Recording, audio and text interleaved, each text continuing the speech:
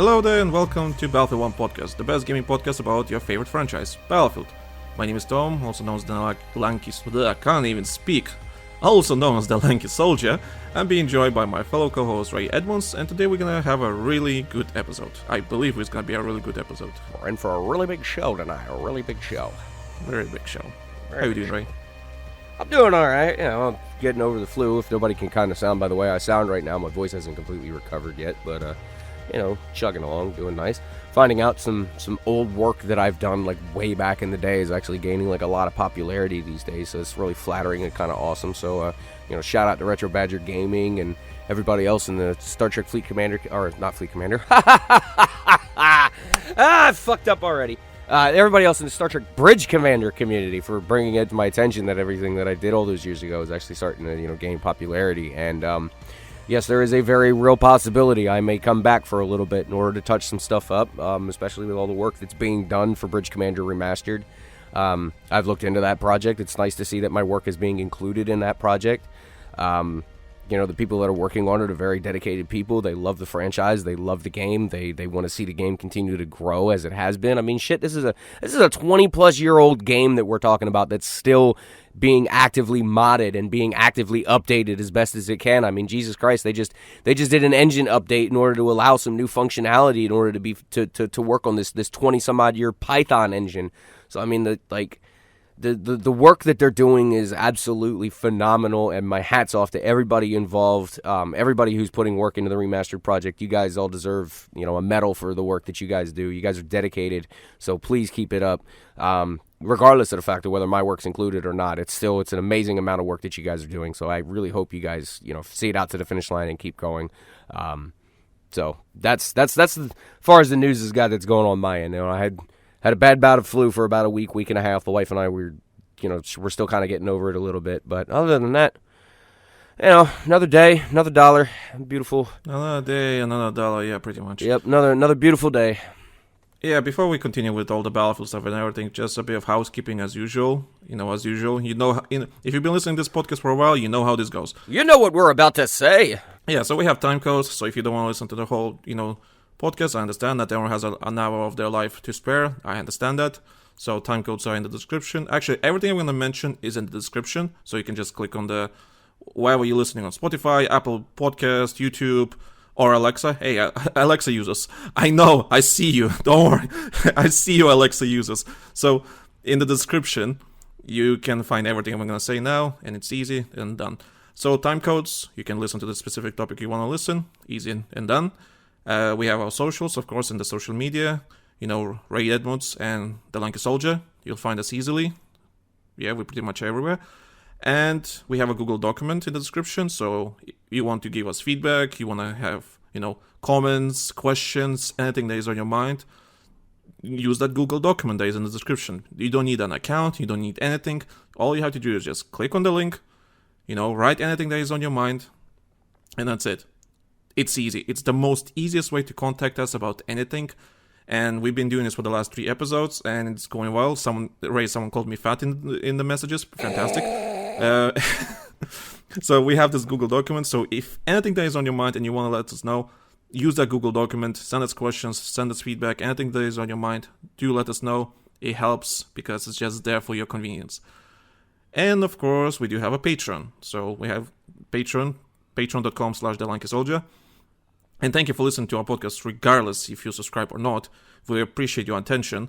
But if you do love our show, I recommend to subscribe to our Patreon, as we offer early access to the future BattlefieldOne podcast episodes, and they're ad-free. So if you subscribe to Patreon, you don't have to listen to this bit, of me housekeeping everything, telling you about the time codes and socials and Google documents. If you subscribe to Patreon, you don't listen to this bit. You just go right to the content. Yeah, exactly, right to the content. So people tell us they rather don't hear this bit. Fully agree. So that bit is not there anymore. So doesn't matter what tier you subscribe to the Patreon, we have 3 tiers. So silver, gold, and platinum. And subscribing to any of the tiers will give you all the perks I mentioned before. And of course, I recommend to subscribe to the gold Patreon, just because that's where me and Ray have a LGG extra podcast. The exclusive podcast for Patreon. And who the hell is banging doors outside my house? You noisy bastards! Yeah, noisy freaking passes. But I do recommend to go to Gold Patreon, Gold tier, because that's where me and Ray talk about anything that is regarding video game industry. We have all the fun there. Oh yeah, mostly Ray bitching about AI, so that's a thing. Yo, man, don't even knock on my AI rants. Those things are like Academy Award-winning levels of To gold. be fair, they're really good episodes. They're really good episodes. Yeah, they are. I mean, I not that I want to stroke my own ego or anything, but there's literally some of the better rants that I've kicked out over the years. And I mean, and I know I rant a lot. I have that habit, and I know I can be accused of being argumentative and stuff. But here's the thing. I'm very consumer-centric. As an artist, I want people to be happy with the final product that I put my work and time and effort in order to put out. When I look at AI coming in, I see that as the complete opposite, and it pisses me off to the core of, who I am. Because AI to me, as far as, replacing actors and artists, and I say it again, it is the epitome of human laziness at its fucking finest. Seriously, you think about it. Technology is meant to take away menial tasks and menial jobs. Being an artist is not a menial task or a menial job. Yes, there's menial tasks involved with it, like concept art and stuff, and that's why I say, like, AI as a tool for an artist to utilize in order to get through a concept stage is one thing. I don't have a problem with that, as long as the final product isn't what belches out, because I'm not looking forward to a future where I got to sit down and watch the Academy Awards and the top nominated categories is no longer Best Actor or Best Director or Best Screenplay or Best Prompt User. It's going to be Best Prompt Generator or Best Scene Generated in under 5 words or Best Scene Generated with fewer. It's going to be stupid shit like that, and it's going to be completely soulless and it's just going to be a product, and I have some faith because a lot of people that I talk to on the consumer side of it, like, they don't like the idea of it. Like, they're bucking it. And, like, I am so happy to see that. But at the same time, we watched this same shit happen in the gaming industry with live service and loot boxes. A lot of people bucked that. But your gamers TM didn't give a shit. And those are the ones that the industry actually cares about, the gamers TM. Because, they're the loudest voices on the internet. It's kind of like something else that's going on around this world where, the loudest voice isn't necessarily the biggest voice, but it's the voice that's getting listened to the most. Cough, cough, hint, hint. It kind of upsets me, but at the same time, if you look at the industry and go, well, it's become more shareholder centric than actually customer centric, then you can kind of understand that that's why the industry wants to lean the way that it does. It's because they don't give a shit whether their product actually sells. They can write that shit off for a loss. Look at what Warner Brothers has done. They've wrote off 2-3 movies now for a loss, full filmed, full edited, completely done projects, just deleted and written off. Wait till the gaming industry starts doing that shit. Wait till they start doing that shit en masse, because it'll be easier for them to get away with it in AI. How hard do you think it'll be for them to shit out a product? They're already doing it without AI, honestly. They're already doing it without AI. I mean, Ridgeline Studios. Yeah, they kind of are. I mean, let's not mince words here. They kind of already are at that point where they're just shitting out projects in order to either sell it or shit can it for a tax write-off. But imagine how much worse that's going to be when the project can be done in 2 months. We're looking at, and don't get me wrong, like, AI is looking to get us on the cusp of getting back to, like, the old school DOS dev times where games were, like, in development for, like, 6-7 months and they were fucking done. Like, I know the gaming industry wants to get back to those times. They really do, because it shortens the overhead, and, and it extends their profit margin. It does all these economical, wonderful things for the CEOs and the shareholders. See what I did there?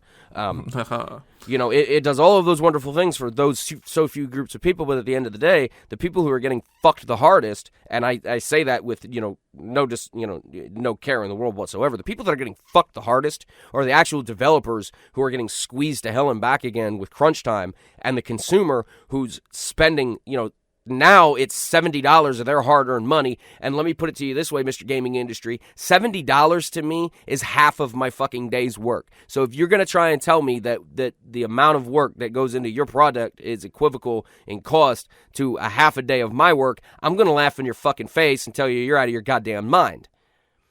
Your product ain't worth it no more. Your product ain't worth $70 no more. It really ain't even worth $50 these days with as shit as it's coming out. I'm going to be completely honest. If I had the option, I'd pay you $5 for these games and tell you to suck it. You get what you get what you put in. You put minimal effort in. I'm going to put minimal financial effort in and tell you can go fuck yourself, make a better product. But that's me. I'm an old school soul, as it would be accused. So yeah, this is the stuff we discussed on Patreon, by the way. So yeah, just a little hint there. If you want some more in depth, there you go. So yeah, so if you really care about these kind of conversations we have and all that kind of stuff, please subscribe to Patreon. And there's a free trial for you to use. If you don't like it, you don't have to. It's there. It's there for a reason. And the reason I offer a free trial for the Patreon, patreon.com/TheLankySoldier, is because I believe we make some good stuff and people will stay. I would not give a free trial if I did not believe our work is good enough. Oh, hell no. That's the thing. Yeah. Well, the other thing is now that I might start getting involved in Bridge Commander, the remastered mod. We might there's an avenue for more content in order to do there. I mean, we can do. We could do stream videos. I'd sit and I'm building models out or rebuilding them because I know there's a community audience that could come over there, and I mean we could there's potential that we could do there since some more avenues have opened up. No promises though, no promises whatsoever because we are busy people. I mean we are adults. We do lead adult lives. We have to go do adulting. Yeah. So unfortunately. But yeah, this is a podcast about Battlefield. That's what you got. Right. So on topic. Right. So before we continue, let me say some. Oh my god! I know I mentioned this on the last episode. Stupid planes flying above my head. How many times have I been complaining about the planes flying above my head? Bro, I feel you. I got a commercial airport like literally up 2.5 blocks away from my house. I have freaking Heathrow. And it's spring break, so all the rich assholes are flying in right now. Great. So anyway, Battlefield stuff. So let's catch up. So last episode that I did by myself, I talked about Marcus Leto, creative director, leaving EA. Ridgeline Studios got shut down, and that studio was responsible for the single-player game. So they're shut down. More layoffs happen at EA. The single-player part for the next Battlefield game is being given to Criterion. So the guys that make Need for Speed, and they've been working on the vehicle physics in Battlefield games. Not on Battlefield 5, but Battlefield 2042, unless they came back on 2042. But regardless, Criterion is responsible for the single-player part of this game, for the next Battlefield game. And of course, the leaks came out about the next Battlefield game. So for this episode, we're not gonna talk about creative director leaving or Ridgeline Studios being shut down because I talked about it last episode. We'll mention a little bit here for obvious reasons. But the meat and potatoes of this episode is going to be about, the leaks and the Battle Royale stuff and all that kind of stuff. We're going to talk about the leaks. Keep in mind, these are leaks. Doesn't mean they're correct. Doesn't mean they're right. But for the sake of, having a podcast and discuss stuff, we'll presume these leaks are correct. Doesn't mean they're correct or right. We'll just pretend that they're not that I want to take one step back because I know you didn't want to touch on those two things, but I will say this. No, let's talk because I will touch on this just a little bit as far as the layoffs and everything goes because it's not even just like it's not just EA and Ridgeline. I still want your opinion about it anyway, regardless. It's industry wide right now, and realistically speaking, everybody look at the timing of when all this stuff usually happens. Okay, it always happens on quarterlies. Always. You'll never hear about mass amounts of layoffs in the middle of November. Why? It's always either like September or October, January, or September, December, January-ish, because it's around when the quarter changes, and that's when the quarterly earnings reports need to come out. And, I watched the company I work for do this, okay? What they did was they went back, over the last 3 months. The company that I work for has done nothing but what they like to call redundancy layoffs, okay?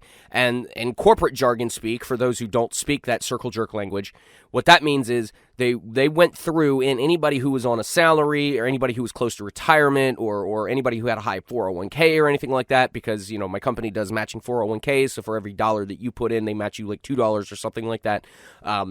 So, those are grandfathered terms that the company is trying very desperately in order to get rid of in order to save money. And it's not that my company is broke. They're not. They're cash solvent. They constantly brag about it. Their earnings reports show it. I mean, my company is like $18-19 million cash solvent, which is more than enough to cover operating costs for the year.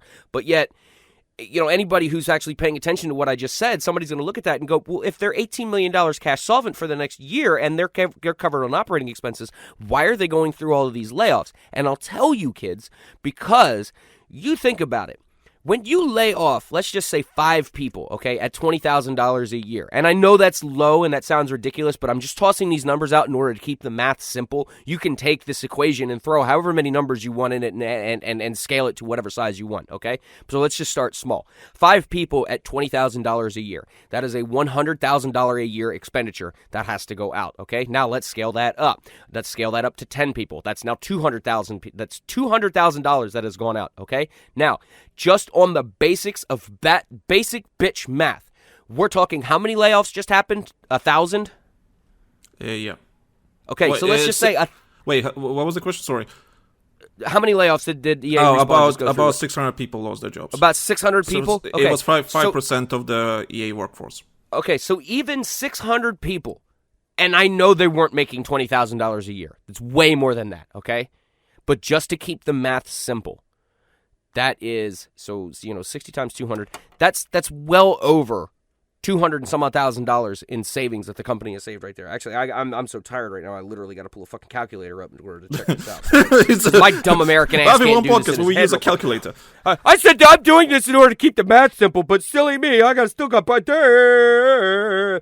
So that's $12 million right there, okay, that the company just saved annually, okay? 600 people at $20,000 a year is $12 million in wages that the company just saved. Now, let's get fucking realistic here, okay? The game developers ain't making $20,000 a year, kids. They're making way more than that. So let's put it in the ballpark at, let's say, $50,000, okay? That is $30 million that the company has now shaved off in expenses. Big chunk of that workforce that call off was, I presume, it's from Ridgeline Studios got closed down. So these are developers that were working on the single player game. So these were earning, I presume, good, decent living so even wage. saying $50,000 a year is on the low end.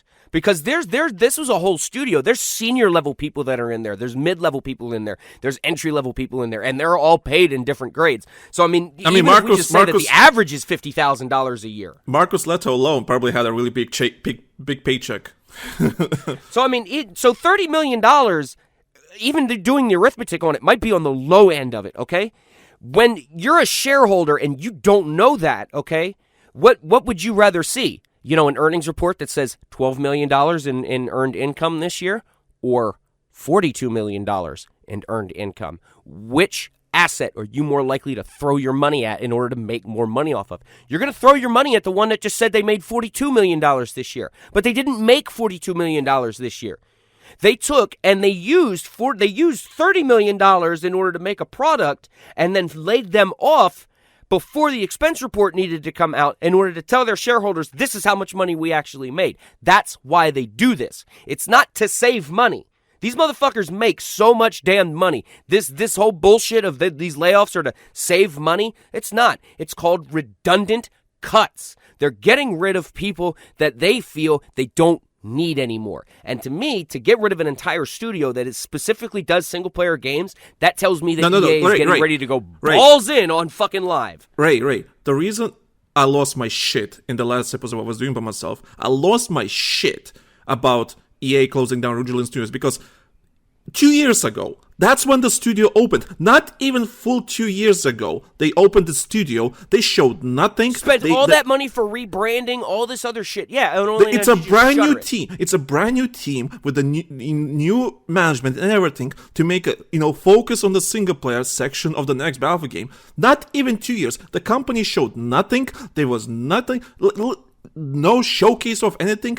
They had no product. Literally nothing. In 2 years, there's no way they could have had enough time in order to even put proof of concept together. In 2 years after a restructure like that, you're still trying to figure out how to put your pants on as a studio. I really don't even think that things were so bad. I don't believe that when things were so bad that it's cheaper to close down the studio that basically got founded 2 years ago with nothing to show yet. I'll give you another perspective of it. Okay, you know all that fuckery that I just laid out. Okay, take that fuckery, keep it in mind. Now add this fuckery on top of it, okay? Here we go, okay? EA didn't take a loan out in order to rebrand the studio. Ridgeline might have taken a loan out in order to rebrand the studio. No, okay? it's not a rebrand. It's a brand new studio. Brand new studio. Yeah, so there still was probably a loan or some money that came out or got pulled in order to start that studio up, because there's copyright registration and all this other shit, business registrations, all this shit that has to be gone through in order to make something legitimate. Okay, how much do you want to bet me EA did this for a tax dodge? Okay, think about it. I wouldn't be surprised. All of that time, all of that effort, all that money in order to get Ridgeline set up and running, and within 2 years they went, you don't have a product, you need to shutter your doors. Now, every single dollar, okay, every dollar that they put into that studio, it's now a loss. It's a write-off now. All of it. You also have to remember, actually, a similar thing happened at PlayStation, funny enough, just a couple of days ago. There was a studio founded by former Call of Duty developers, Deviation or something like that, and they were making like a exclusive Sony game. Also, like 2-3 years since the studio got founded, they got shut down.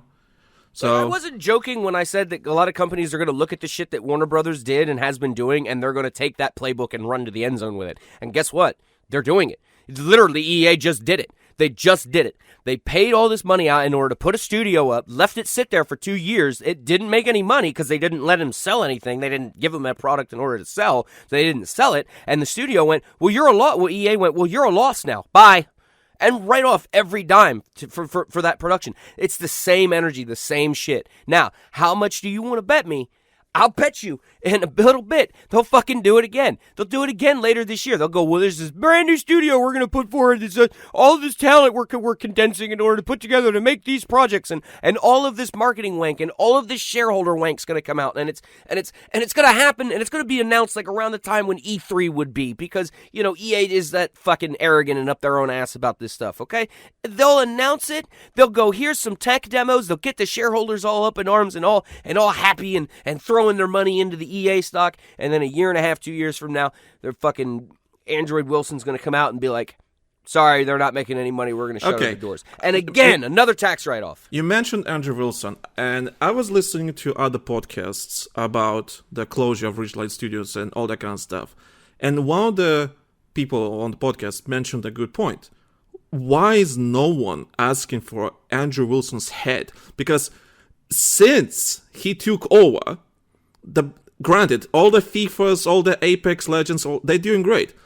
But when it comes to Battlefield franchise itself, mismanagement at the highest level. Like, how, I said on the last podcast, how can you invest so much money into a brand new studio, invest in a new game and everything, and then you close down like 2 years into production, not even full production, honestly, and how the franchise being mismanaged? You would imagine some shareholder, wait a minute, Mr. Wilson, you have this franchise, right? Wait. I'll stop you right there and I'll tell you why. I know exactly where you're going. I'll stop you right here and I'll tell you why. You know why? Because one product, one studio does not dictate the entirety of the share price, okay?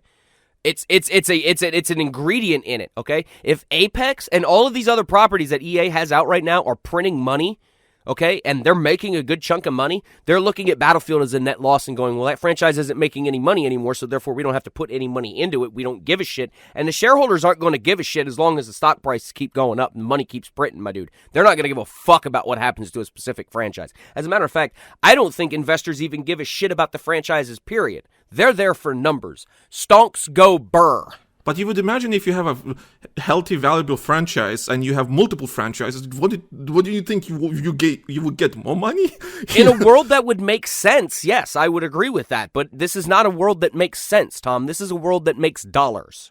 Like, in a world, like, back in the, like, if we were back in, like, the 50s and 60s and shit, like, your argument would hold all of the water in the world because the mentality was completely different. Go back and look at it. You know, the mentality on taxes, the mentality on things like socialism, okay? Like, we were highly socialist-centric in the fucking 40s, 50s, and 60s, and y'all motherfuckers, you think you're not. You go back and you look at our tax rates, you look at our attitudes towards things like civil service and voting and volunteering to be in the military and shit like that. Like, there was this big, strong sense of community. Nowadays, now the mentality is, I got mine, fuck you, and that's with everything in this world, okay? EA's got theirs. They've got franchises that are making money. Fuck Battlefield. Why do we give a fuck about Battlefield? Battlefield's not printing money anymore. Until Battlefield prints money, we don't give a shit. But we're not going to put money into Battlefield to hopefully make it print money, because that's a net loss. We got Apex, baby. Keep making fucking skins. Cost me $20 in labor to make a fucking skin, but I can sell it for $35 across 100 fucking million users.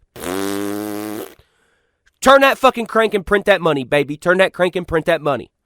That's what they're doing. That's how they're looking at it. And that's why studios that are focusing on single player and shit like that, they're going to start shuttering them. They are going to go balls in on live services before the fad completely finally dies out. Because it's coming. It's getting to that point.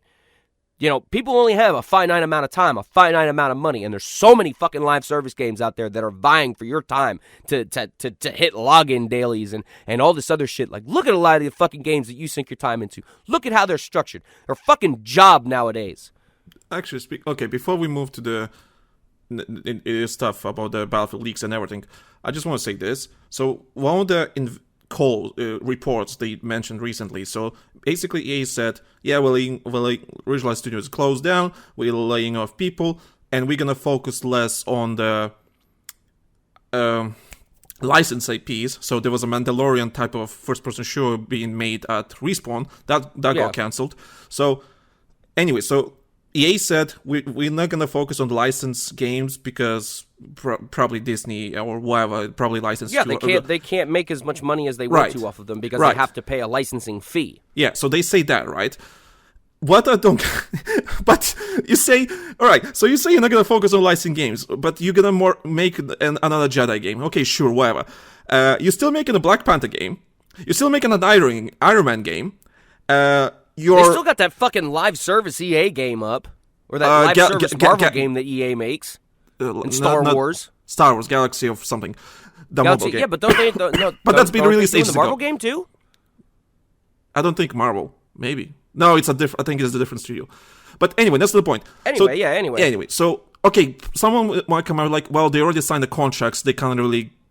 exit the contract now unless they pay the fee, of quitting. Like, because from the Sony leaks that happened, not Sony, Insomniac leak happened a couple of months ago, that's what he said about the Spider-Man franchise and the X-Men franchise and so on. So Sony can't really quit because they already signed the contract. So, okay, makes sense.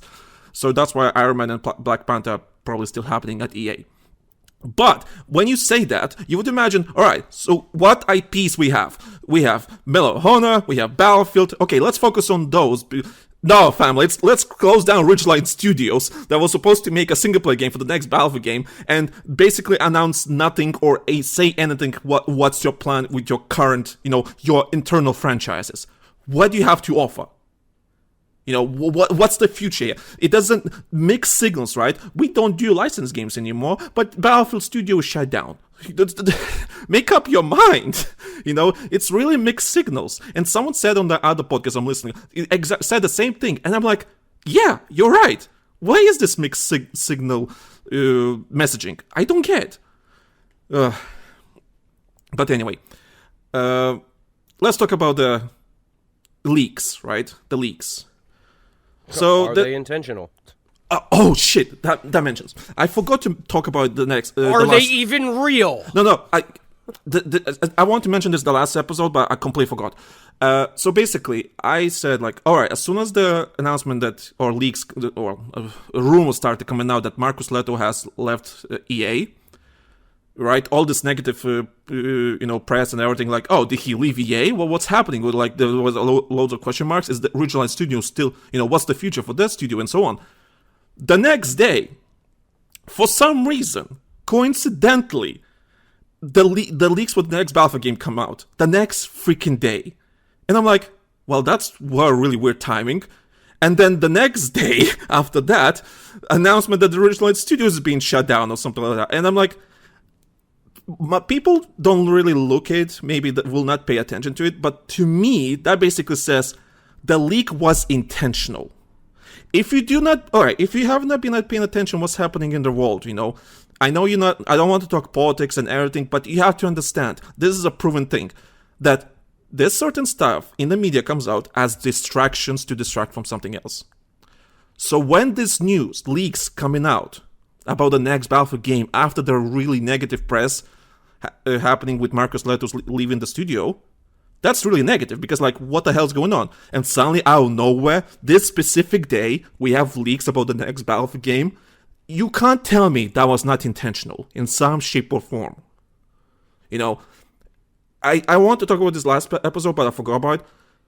I don't want to be about conspiracy theories and everything, but you cannot tell me that the leaks were not intentional in some shape or form. Maybe someone, like, and we already knew that certain leaks happen in big industries, like in movies or even certain video games, to see what's the public reaction to that, you know? Test the waters, see how people react. Oh my God, look at the fucking Fallout trailer. Holy shit. Yeah, just, talk about a ballpark, talk about a fucking grand slam. Yeah, so it's just, testing the waters, what's happening. And I will not be surprised that this leak was intentional. I'm getting to the point where I'm looking at leaks and going, it's probably intentional in some way, shape, or form. Because, you look, like you're pointing out, look at the hype that gets built up around it, okay? Look at what little bit of hype. Look at the crazy-ass amount of hype that went wild when the GTA 6 leak came out, okay? And Rockstar had to own it and release their trailer earlier as a result. So that clearly wasn't intentional. That to me doesn't say that's intentional. But again, you look at the hype on that, and don't tell me that, third-party companies aren't looking at it and going, what if we could take some pre-alpha footage and, spiff it up just a hair, just enough to make it look better, but just not enough that it doesn't look like it's obvious, and just somebody just sets up a burner GitHub account and just dumps it. Yeah, I would not be surprised. And throws the link up on Reddit and just burns the accounts, and it's there forever. I wouldn't be surprised if somebody in marketing was doing shit like that, and at the direction of the marketing director.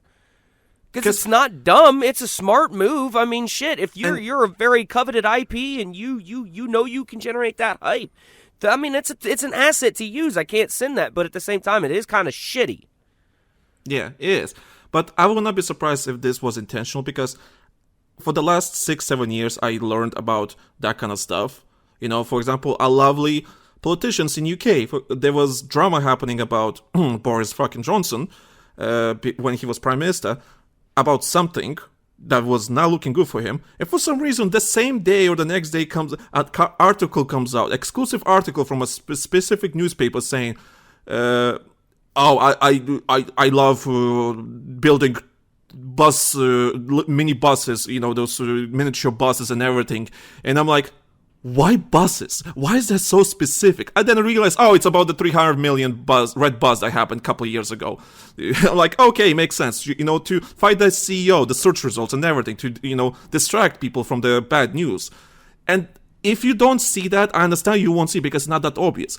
But I would not be surprised if EA is not looking at that like, hey, shit, negative press is happening. We need to release something. Release the next details about the next Battlefield. Just give them snippets or something. Yeah, quick throw a carrot out on a stick real quick so that, we can distract the masses from the fuckery that we just did. I mean, and that's nothing new either. Multiple companies do that shit all the time. Hell, governments do that shit all the time. Oh, man, this bad thing happened. Quick jingle the keys so that the kids don't notice. Yeah. That's exactly what it is. But yeah, let's talk about the leaks. Might as well, right? Might as well. So, yeah, might as well. Yeah, might as well. So here's some statements from EA's, I don't know, I forgot her title. Hold on, are we reading the Bravo Intel tweet? Because I would really love to just, the largest Battlefield team. Hold on. Oh, yes. Quote, sure. You can read that out. This is from Battlefield News. Quote, here's a full update from the future of Battlefield from EA's Laura Mill. I hope I didn't butcher that. Quote, unquote, largest Battlefield team in franchise history. Okay, they probably shut down Ridgeline and condensed them, if that's any truth other than marketing link. Next Battlefield is, quote, unquote, making meaningful progress. Some Ridgeline members joining Ripple Effect. Criterion takes over single-player development. Now, this is my favorite one here. I love this. this is all pure 100% marketing wink, all right? Ready? Battlefield Studios, quote, "Our vision for Battlefield is ambitious and exciting. The project is making meaningful progress thanks to the strong leadership of Vince Zampinella and Byron Bede and the dedicated studios committed to building a Battlefield platform our fans will love. Today, we have the largest Battlefield team in the franchise's history, with passionate people in place across the globe and our studios organized to benefit from both franchise and local leadership. Marcus Lito recently made a personal decision to leave the project. To ensure our work continues uninterrupted, we immediately appointed leadership at Criterion to oversee our single-player work. As part of this change, we will be winding down Ridgeline as a standalone studio in Seattle, with some team members joining Ripple Effect. They'll continue to work with teams across DICE, Ripple, I almost said nipple, and Criterion as they build the next Battlefield experience." So, I love the fact that your voice went there, like, the Clone Wars TV series, right?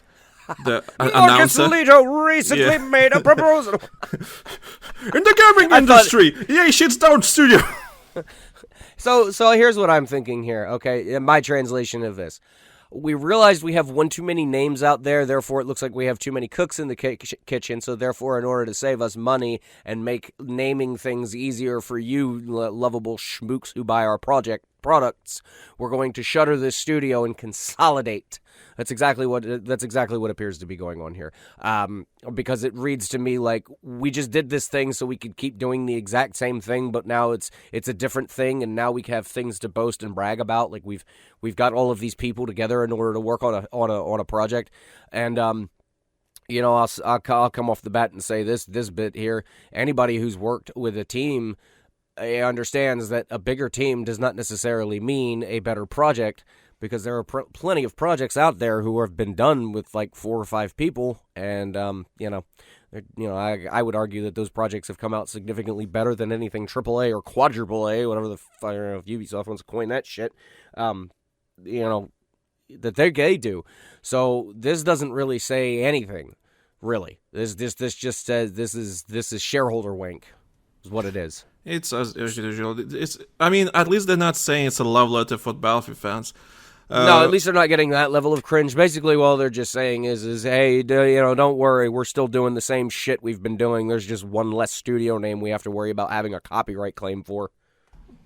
Yeah. So basically, there was a statement from Laura Mealy.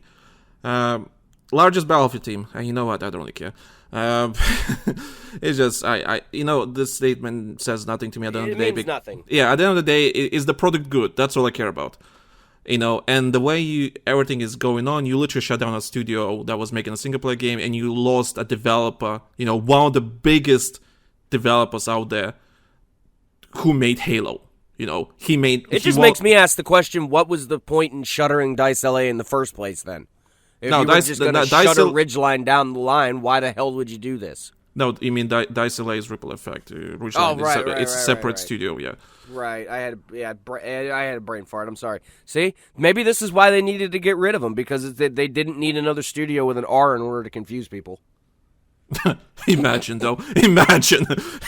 Fucking Andrew Wilson fucks up one day and just says Ripple Effect. I don't like this. Ripple Effect isn't making any money. We need to. Sir, don't you mean Ridgeline? Yes, that one. Shut it down. Yeah. It's confusing me. Speaking of Ripple Effect, former DICE LA. So the reason they got renamed to, rebranded and everything, because they were supposed to be like a separate studio to do their own thing, right? Like the point was not to them focus on Battlefield, not support it. They were supposed to be a studio with their own identity and make something. And I remember there was an interview with Vince Zampella about it. Like, yeah, Ripple Effect will make something in the future because they're a really talented team and so on. Blah blah blah.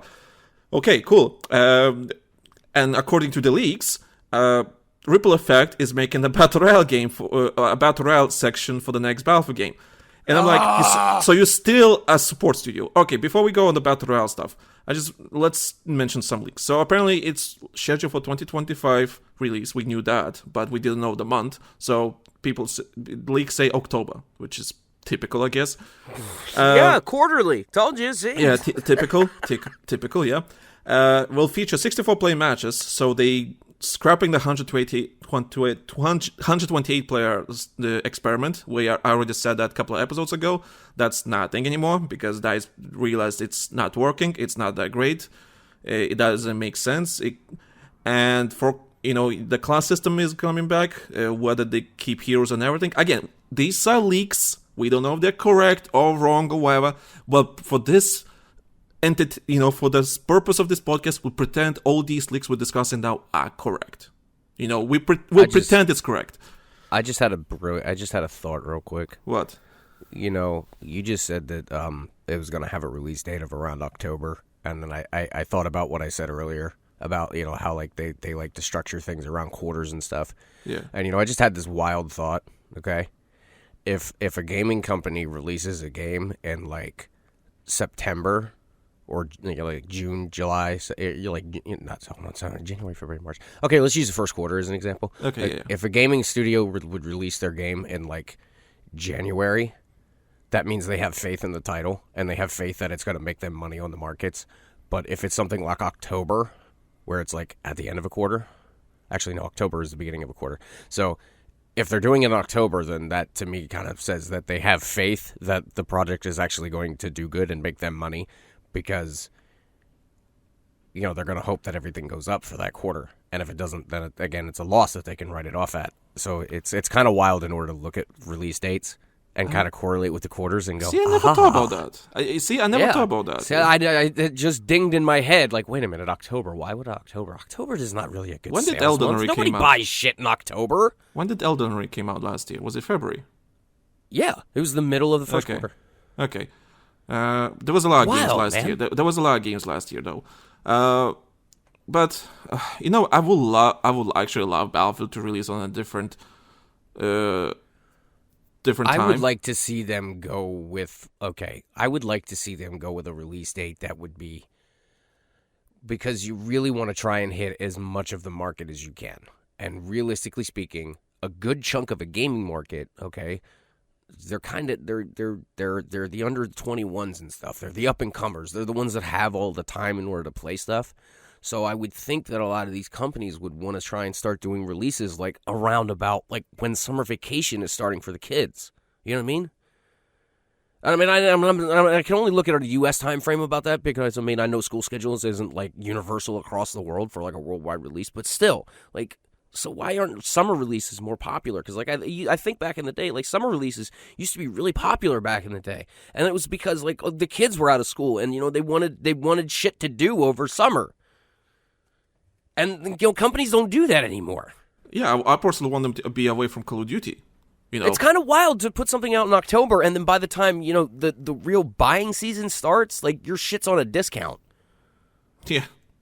If you're going to release and, like, want to sell for Christmas, then fucking release it the week before Christmas like Nintendo and Sega used to do back in the day. Because my God, man, like, anybody who's old enough to remember, like, just having your parents go line up outside of EB Games or fucking Walmart or Kmart or Ames or whatever the hell it was that they used to go in order to go buy their stuff, like, to get a goddamn cartridge so that you would have it for Christmas. Like my dad like fucking waited outside just to get me a goddamn Nintendo 64 when that shit came out. And that shit came out just before Christmas if my memory serves me right.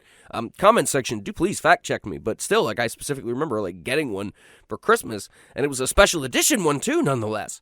So like why this again, it's evidence that shows that they don't give a flying fuck about the actual consumer market.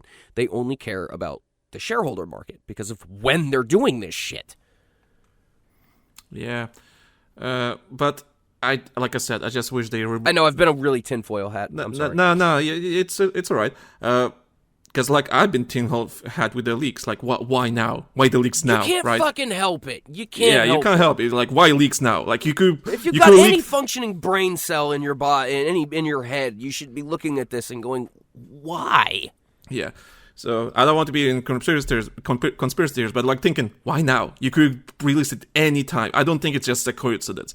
But anyway, so 64 player matches. I'm great. I'm happy. I'm great. What the hell I said? Well, it just means that's great. I'm quite happy about that as well. That's more stability. I mean, and that's good as long as it's like. Don't get me wrong, like 128 players is fine, but it's just like the map sizes that are required for that to work properly, and then even when the maps are what was it, that desert one, the one that had the tornado in it? That was Hourglass. A pretty good map for 128 players because it was I think vast, it's garbage. It was a garbage map. I mean, on the Hourglass grand was scheme garbage. of things, for what it is, it did. I mean, I'd really okay, it's a bad map. Okay, I didn't like it, but for what it's worth, for the 128 players that was on it, it worked at least. I mean, it wasn't like the chaos was completely condensed. Like, I kind of like play style structurally. I always kind of thought that, and I used to be of the mindset that more players equals better. It's not necessarily the case. It all depends upon the map. If you got enough room for everybody to play and to spread shit out and make things interesting, then yes, 128 players can work beautifully as long as the servers can handle it and you got game performance to back that shit up. But as it is, 68 players is the golden 64. ratio. 64, sorry. 64 players is like the golden ratio for the map sizes that work best in Battlefield. Like, a big map with 64 players is garbage. It sucks because everything's spread out too much. So, what I would like to see is if they want to keep 128 players, I'd like to see them keep it. I really would. But make it its own separate thing. Yeah, they probably will have maybe... Okay, question. Do you think this game will come out on the old-gen consoles? If it... All right. And I know this is going to ruffle some feathers, but this is the God's honest truth. If it does, they're shooting themselves in the kneecap. I agree. I hope it doesn't come out on the old-gen consoles. I've seen them fuck this up. I've seen them not learn this lesson across 2, if not 3 console generations now so far. It needs to stop.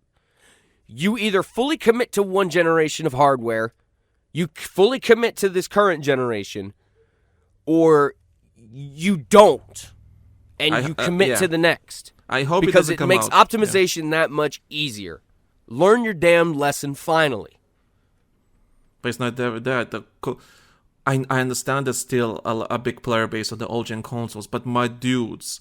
The console, the technology in those consoles is from 2009 and 10.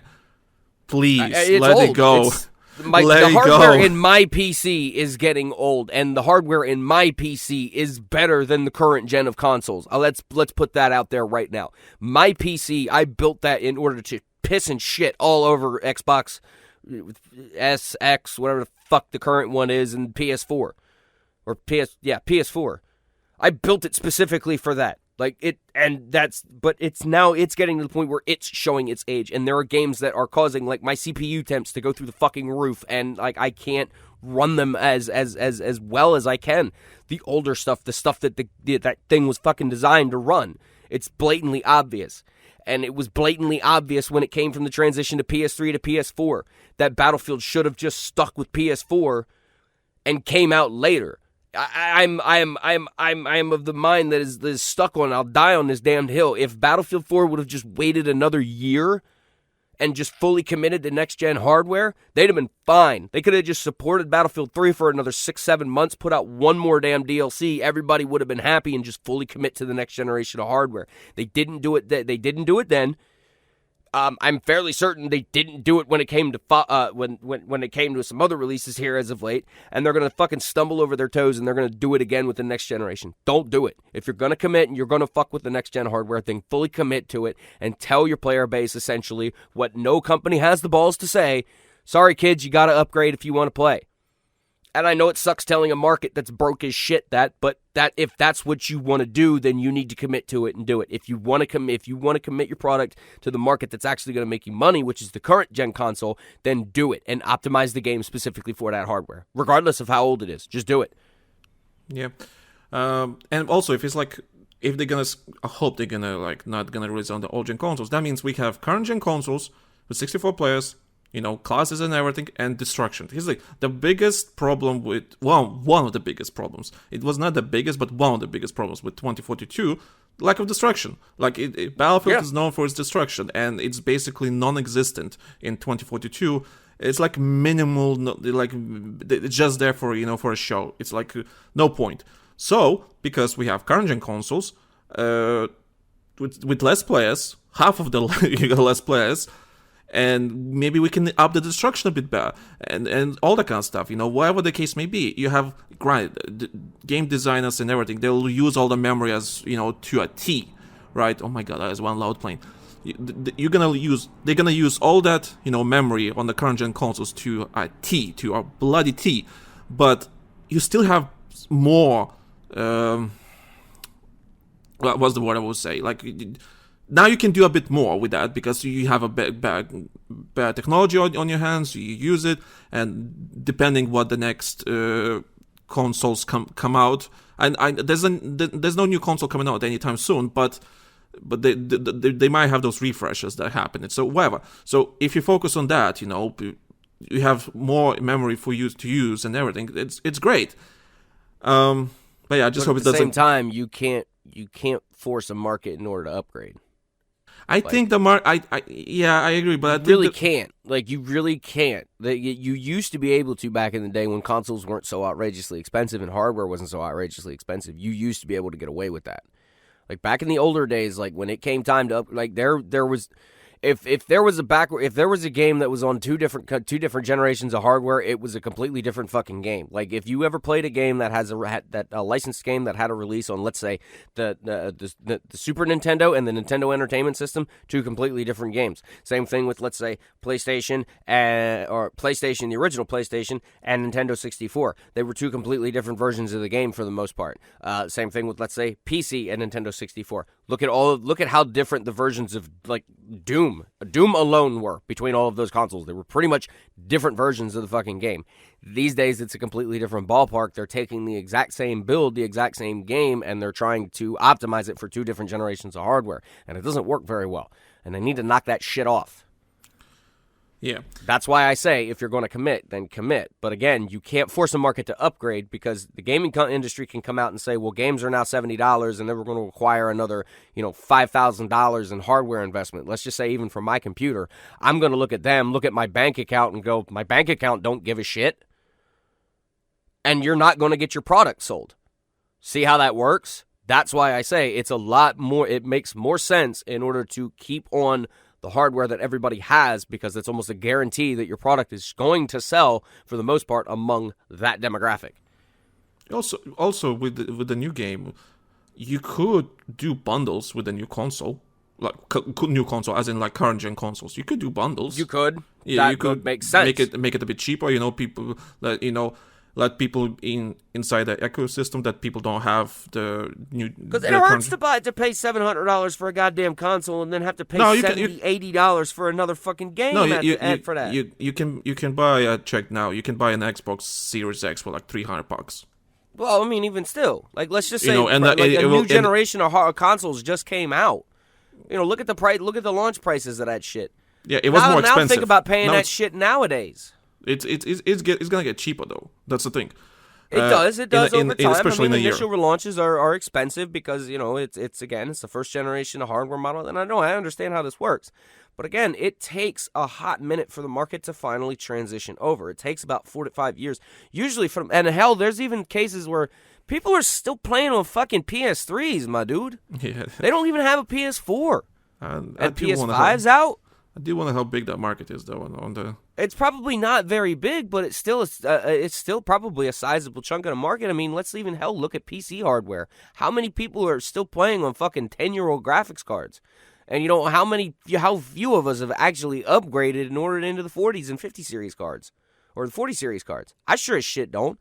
Most I could throw in mine is a 20 series card, but still, that's only going to give me another 3 to 4 years. Hardware's expensive.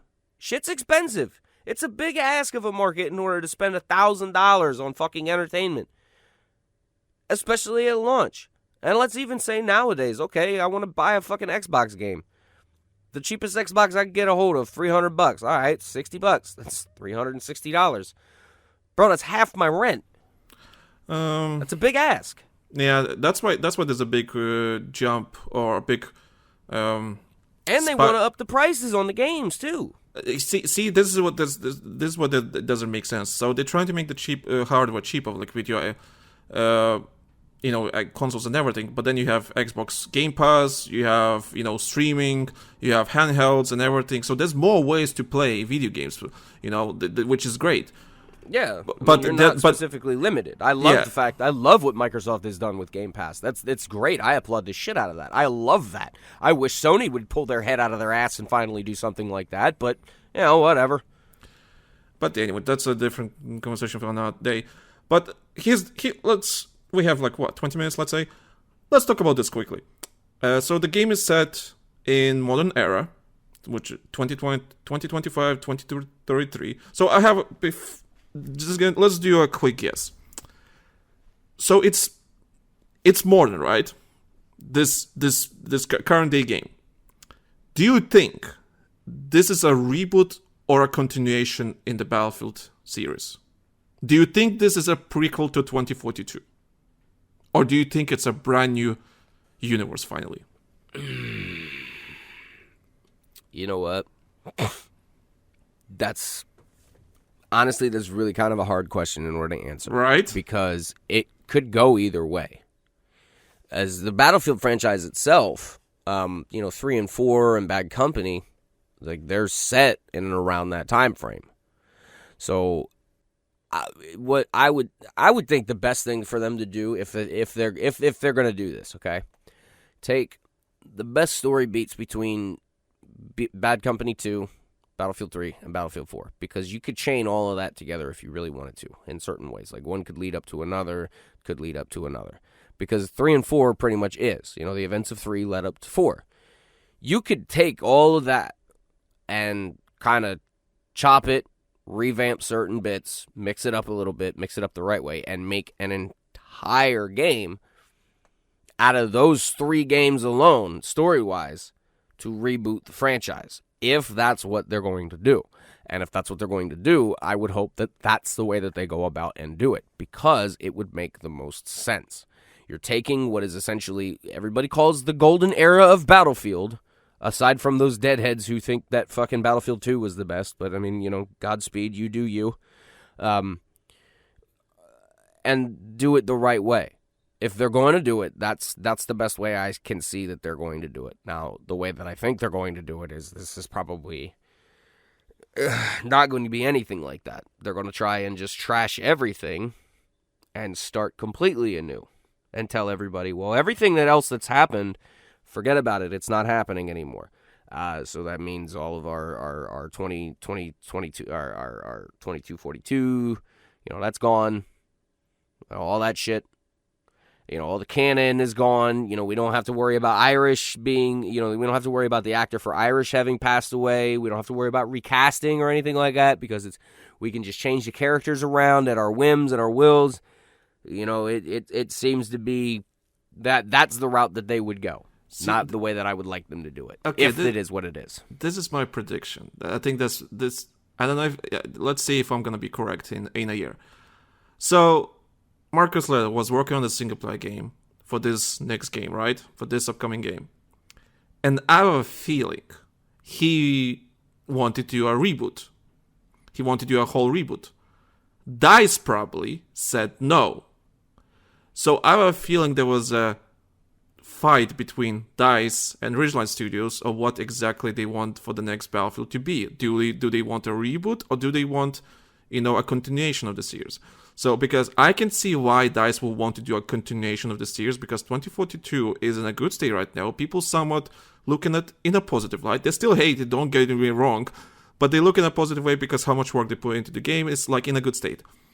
So I can see why DICE will you know what? Let's do 2042 properly, but let's do a prequel to that game, right? So it's modern era, all the modern weapons and everything. And with that, maybe we can use some of the some of the actors performance capture actors to reprise their roles for this game, as a prequel and all that kind of stuff, Right, but they can't do that now, right? Because the character actor for Irish is, Michael passed away. See, You don't need though. You don't need Irish. But that's though. why I said what they'll do is they'll probably just change a couple of characters around, like, or either that or it, like, because like I can imagine like there would be some community backlash if you recast Irish. I'm sorry, like my dude played Irish so well, I can't really see anybody else doing that role. See, but this is where the fun part comes. You forgot about the other character. If this is a prequel, that means you can bring Hannah back. You can bring Pac back. You can bring Wrecker, right? You can have a finally voiced Wrecker in a game. You know, if this is a continuation of the series, I can see and I can see where this might coming from, because you can make something out of it. So maybe that's what the drama was happening inside the studio. Marcus Leto wants to do a brand new, reboot and start fresh because, it needs a reset in some shape or form. I agree, it does needs a reset. But at the same time, but from DICE point of view, assuming this, I'm guessing how DICE is thinking. I presume DICE is also, they're not also wrong. They're like, listen, we're in a good state right now. We can improve this. I see both ends of the stick. None of them are correct or wrong. None of them are, it just... Yeah, nobody's right and nobody's wrong. I mean, I understand wanting to respect what's established and not quote-unquote disturb graves, because I can understand that's probably what some of the heads at the at DICE are feeling right now. And I mean, and I understand that. That's their bread and butter. That's their baby. That would be like, trying to have fucking Activision completely restructure COD and, not have, but again, I bring COD up and I look at it and you look at what they did and it's a good success for them. They did good with the COD reboot. Yeah, there's some people that are going to shit on it and they're going to hate it and they're going to lambast their shit all over the internet and, show their ass, and that's what they're going to do. That's what they do. But I can't see DICE pulling something like that off, though. I can't see EA allowing them to do something like that, because that means taking everything down to the bones. See, restarting. Activision let them have the time to do that shit. EA's not going to give them the time to do it. See, I also don't think it's going to reboot, just because I don't think they have the... with certain people coming back at DICE. For example, David Sterling is back at DICE. He's back at DICE. And that makes me hopeful. Right. It does. Right. And that basically low-key thinking like they have some unfinished business. That's how it feels. So they probably don't want to do a reboot. They want to improve on their, that legacy, right? So, this is what Battlefield is all about, and all, this is the game, right? I can imagine that. We're going to come back and show you whippersnappers how it's done. Yeah, right. I mean, I can understand that. Also, look at Ripple Effect. Apparently they're making the Battle Royale. Okay, so how does a Battle Royale, in terms of narrative, make sense in this game, right? Let's say if this is a prequel to 2042, and according to 2042 lore and everything, I can't remember what was the date, but it's like when satellites went down, or there was like a sun glare shit. I don't know. Something happened, right? Remember. Yeah, I don't remember either. Who cares about the fucking story? None of it makes sense anyway. But maybe like you can connect that somehow. Like, hey, listen, this is a prequel to 2042. This is the chaos that ensued shortly thereafter. Yeah, so it kind of makes sense for a Battle Royale type of game mode to exist, because like, hey, all factions are fighting for something because shit went down, right? Like, there's no point, for diplomacy or whatever. Like, there's no talk. Like, everyone are fighting for something, right? So maybe that's what the Battle Royale comes in. So Ripple Effect and DICE are kind of on the same page, and then you have Ridgeline Studios that got shut down. Maybe they had a completely different idea because they want a reset. So maybe that's what happened. Maybe, God knows. And I mentioned maybe Vincent Pella is, because he's responsible for the Battlefield franchise, so maybe him and Marcus Leto clash heads regarding the, what's the next battle. Like, Marcus Leto was thinking what the Battlefield players want, right? Because he was always talking to the community. He was always asking what kind of game you will have to see. Is Battlefield about characters or more, unnamed soldiers, whatever, right? And then Vincent Pell is probably is not looking at that point of view. He probably looking what the franchise needs, specifically what the franchise itself needs. And a Battlefield franchise basically needs a specific type of, a checklist to make, because like to compete against like other games like Call of Duty, for example. And you have a developer that was responsible for the live service for Call of Duty Warzone the good Call of Duty Warzone in the first year. So I can imagine why Battle Royale right now, even though you think it's a bit delayed, like you're kind of a couple of years late, my dude. But if you have that person that made Call of Duty Warzone a success as it is, and he left for EA to make their own Battle Royale game for Battlefield, I mean, don't get me wrong, but that sounds exciting. If this is the person that is, was responsible for Warzone, because I loved Warzone 1. The Warzone 1 was fantastic. It was a generational thing, right? You can't replicate it anymore. So maybe you can do something for Battlefield regarding that. But it still, back of my head, I'm just thinking, yeah, okay, it's going to be a free-to-play Battle Royale mode. Cool, for Battlefield. I'm just thinking, why Battle Royale mode? But then again, we had a conversation about Battle Royales like a couple episodes ago. It was like early episodes. And I mentioned, like, people might disagree, but Battlefield, if he wants to compete in some shape or form in this market where there's so many games, so many developers, so many studios competing for the time of gamers, right? You need something, because people finally realize that, like, they tasted that something big in Warzone. For example, Helldivers. People say, well, just make good games and Helldivers, like Helldivers will go big and everything. Why do you think Helldivers is big? It's not because I don't think Helldivers is the most amazing game. I play the game. I have like 10 hours in it. It's a good game, but it's definitely not the best game. Clearly not. But why is it so big? It's because it's a co-op game, that good co-op game that no game other offers anything like that, right? It offers something different from all other co-op games. Something unique. It struck out and went to do its own thing. And with that argument in mind, what I think Battlefield needs to do is exactly just that. It needs to stick to what made it and what always makes it unique and emphasize on that shit. I don't think it needs Battle Royale.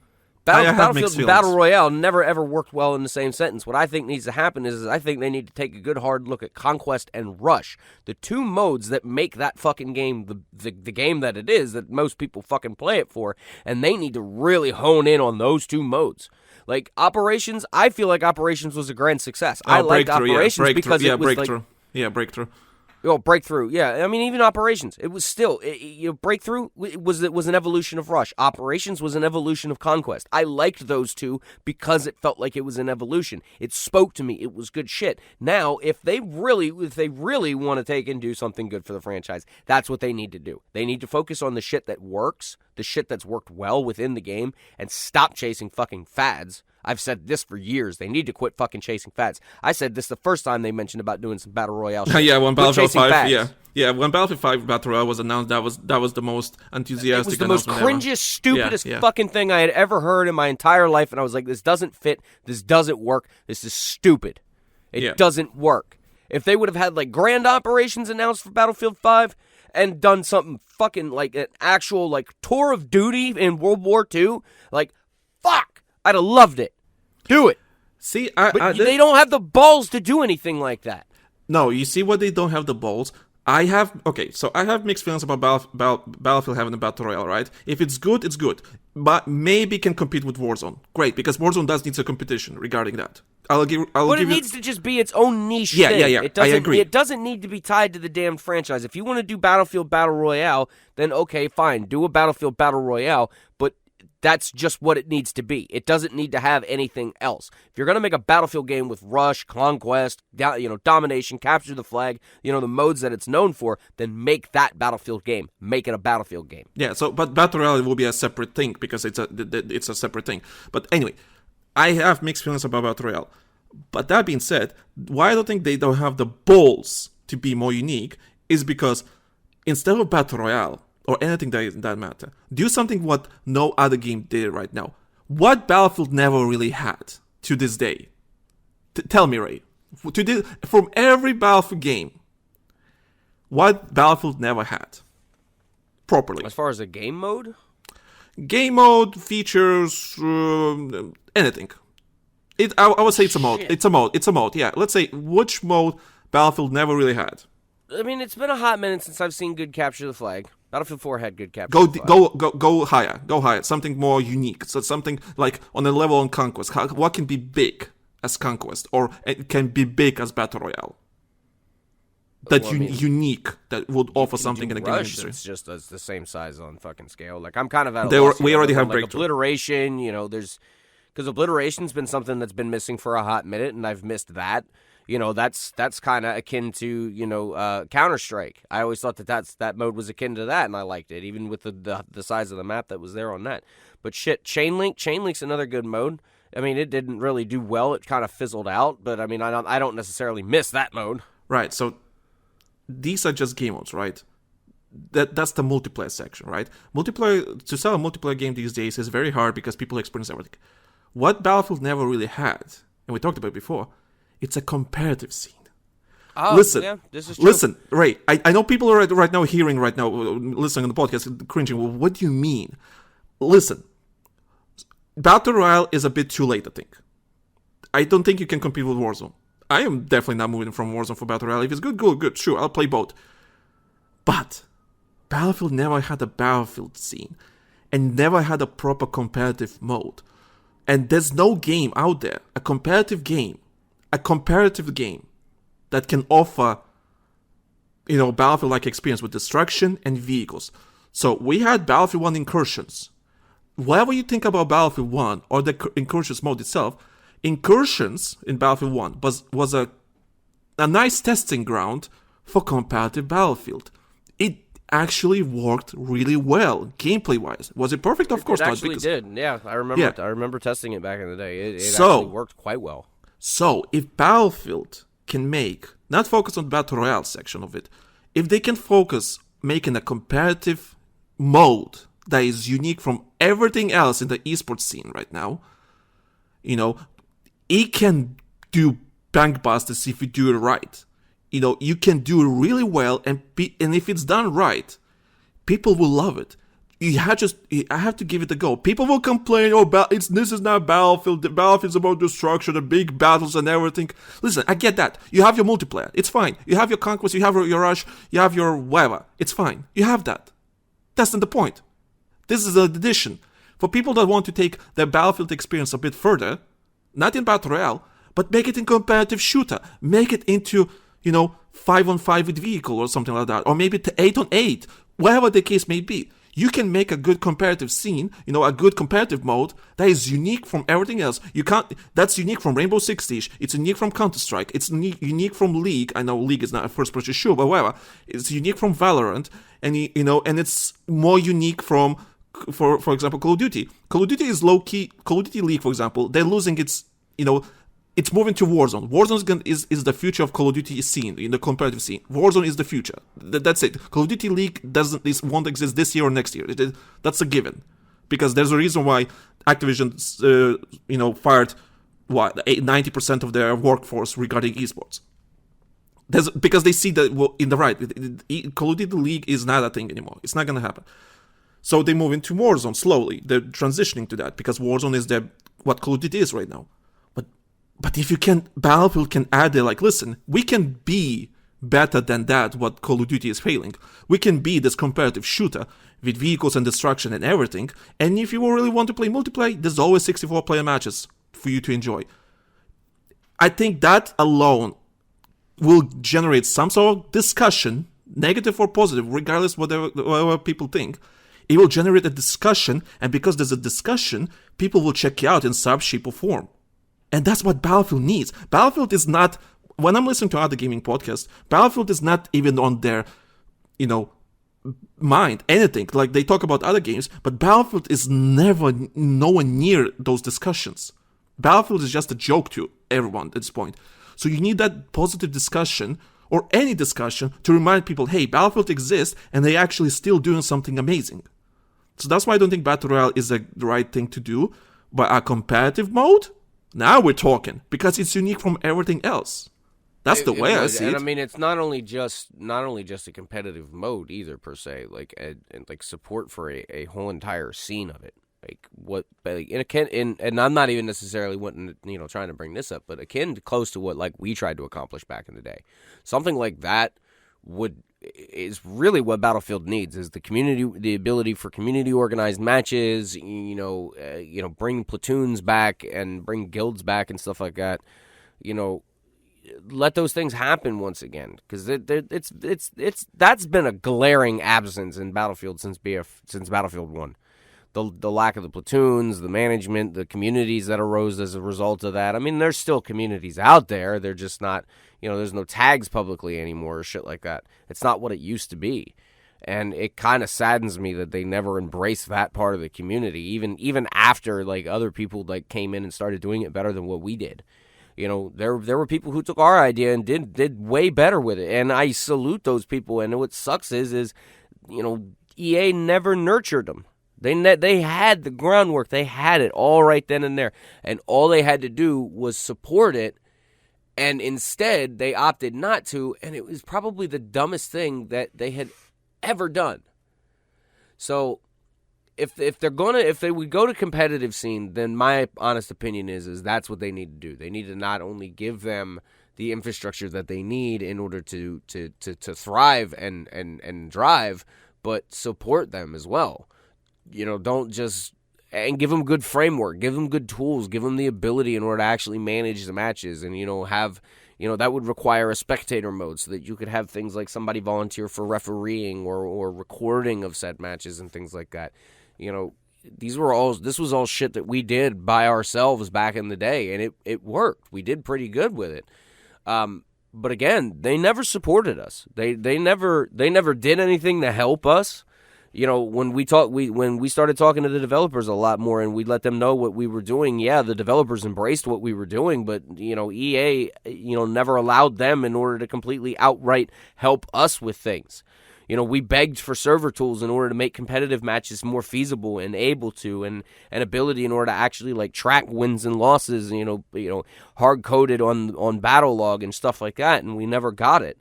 So that's the level of stuff that I feel like they need to take up, because if they do that and they actually go back to, and that would be them saying to the community, okay, we're embracing what you guys actually want now, and I feel like that's what they should do. Yeah, that's why I don't think Battle Royale is the right call, because Battlefield needs something else. Yeah, like maybe it will be good, fantastic, maybe. It needs competition for Warzone. Don't get me wrong. But spiritually, it's the complete opposite of what Battlefield stands for. Battlefield is community. Battlefield is about the squad play and the team play.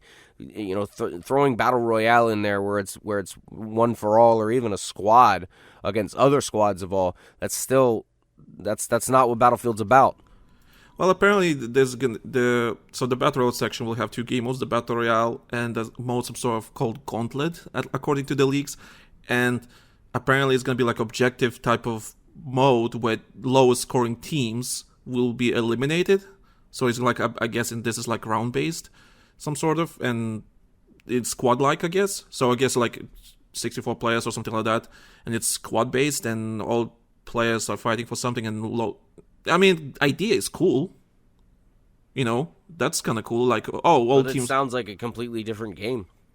That the point is because it's a free to play part of the game. So it's supposed to offer something different from a Battle Royale. Something completely different. I know, I get that. But again, I go back to the hardline argument. You're throwing the name on there just in order to have it. Make it its own thing. Oh, wait. They already have a good, successful Battle Royale game that they tied a name to unnecessarily and pissed off an entire fan base because they decided that was going to make more money than making the third iteration of the game that the community actually fucking wanted. It's fucking Titanfall all over again. Titanfall's problems are actually on Respawn's decisions, but whatever. I'm still blaming EA as a whole. I don't care. It's still. EA as they put Apex out. Apex started printing fucking money, and at the end of the day, EA probably never once stuck their neck out and went, well, what about Titanfall 3? Fucking Apex is printing money. Fuck Titanfall 3. Funny enough, apparently they're making a game in a Titanfall universe, but the God knows. But it's not Titanfall 3. It's not Titanfall 3. Funny enough, anyway, there's a big story about it regarding Titanfall, but regarding Titanfall 2, for example, underselling and everything, I know that was on Respawn. I know it wasn't EA's decision. EA basically were kind of hands off regarding that. But as a publisher, you were thinking, listen, we have a game coming out now, Battlefield 1. Don't you think you want to put somewhere else? I know you're confident, but come on. Maybe, you would imagine as a publisher, you maybe, encourage, maybe you want to put somewhere else. If Respawn said no, Okay, fair play, which apparently they did, but I don't know. That's a different topic. But to end the podcast, this episode on the discussion we had, I think we both agree that Battle Royale is probably not the right decision to go with for the next Battlefield game. No, not at all. Yeah, but because I know who it's the guy that was responsible for the Call of Duty Warzone live service in the first year, and he basically made sure that Warzone exists. I'm kind of more positive because I know he has a vision. He clearly is talented and he knows what what he wants and what probably this franchise needs. Maybe maybe it will be good, but I don't think it's gonna be that good that he will compete against Call of Duty. That's the problem. It's because it's not really Battlefield. I do not mind. I'll play that mode. If it's good, it's good. I'll join. But it's still back of my head. I'm thinking, you could do something else that is Battlefield, right? And yeah, I don't know. I'm really pissed about them closing down Ridgeline Studios. Oh, also, I did make a prediction last episode. Whatever Criterion is gonna be making for the next Battlefield regarding single player, it's gonna be shit. I'm calling it right now. It's gonna be bare bones, garbage nonsense. It will be a time waster. It will be just a check mark to justify $70 for the next game. I do not believe and that's not me bashing Criterion. Criterion are amazing at what they do. There's just no time to make something good. A good recent example, Sledgehammer Games for Call of Duty. They only had 16 months to do from jack shit into something. And some people, I maybe in certain cases I agree single player for Modern Warfare 3 was not the greatest, but I don't think it was that bad.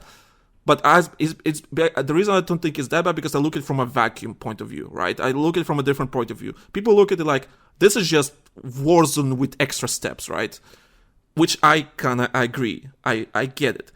But it's because they only had 16 months to make something out of basically nothing, right? And there were rumors and leaks and everything of Sledgehammer Games, right? Complaining their asses off, listen, what the fuck is going on, And it's amazing they even delivered something. So this is the same situation with the Criterion Games.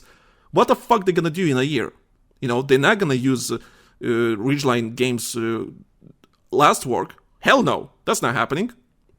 So they're gonna work with DICE, They see you okay, why are you guys making for the multiplayer section? Okay, I guess we're gonna do this and this and that.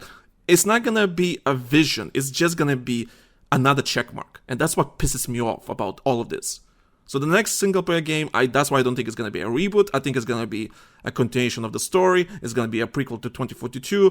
Maybe certain characters will appear, in the younger versions. Maybe you'll bring Pac. Maybe you'll bring Hana. Because narrative-wise, I can... Oh, God, please don't use fucking generative AI in order to bring Irish back. No, they won't. No, they won't. EA, I know, is very keen on AI. They just a couple of days ago, they said, yeah, we were really looking into AI, expanding our business by 50%. And so, okay, yes. But I don't think they will. I don't think that stupid. But if they get permission from his fucking estate, they can do it. But narrative-wise, they can bring those characters, and Pac and Irish don't have to interact with each other, because canonically, or narrative-wise, they haven't talked to each other or met each other for God knows how long in 2042. That's short film Exodus. So technically you can push it how long they haven't seen each other? What, 20 years, 15 years? How long you haven't seen each other, so they can push that, and there's opens. Yeah, and you can keep Irish away somewhere. I don't know. I am really worried about the next Battlefield game, but I'm looking forward to certain sections. But at the same time, to this day, I don't think they understand the franchise. And Marcus Leto was brought in to understand this franchise, to establish what this franchise is, and I think he was doing from what I've seen, he's doing a pretty good research and understanding what Battlefield players, from all parts of the world, right? And that no matter what Battlefield they grew up with, Battlefield 3, 4, 1, 5, whatever, he actually took all the feedback from all the people and tried to establish what this franchise is about. and reading all these leaks, assuming they're all correct, assuming they're all, not entirely wrong, they still don't understand what Battlefield is. And if it's going to be another shit show. Maybe it will be a good game, but we know it's not going to be a full package because something's going to be missing again. As always. Yeah. But I think we're slowly working our way into the rambling territory. Yeah. We're running a little long here. So on that note, I think we ought to cap this off. I think we're done. It's a good episdsode. We talked about it. Was very good. Very good stuff. Good stuff. Well, I don't wish to welcome. Yeah. You want to do the outro? Yeah, sure. So if you like what you heard, thank you very much. Feel free to follow us on all of our socials, linked in wherever you're respectively listening to. Thank you very much for supporting Patreon. Like and subscribe. Of course, the algorithm requires engagement, so leave a comment too. Let us know how we're doing. Anything we can change. Tell us we're talking for too goddamn long. We'll shorten the episodes. Whatever. Just say it. Yeah. Google document is literally in the description. Let us know. Have at it. That being said, till next time. Thank you guys for listening. Have fun. We'll see you on the battlefield. Have a good day. Good night, everybody.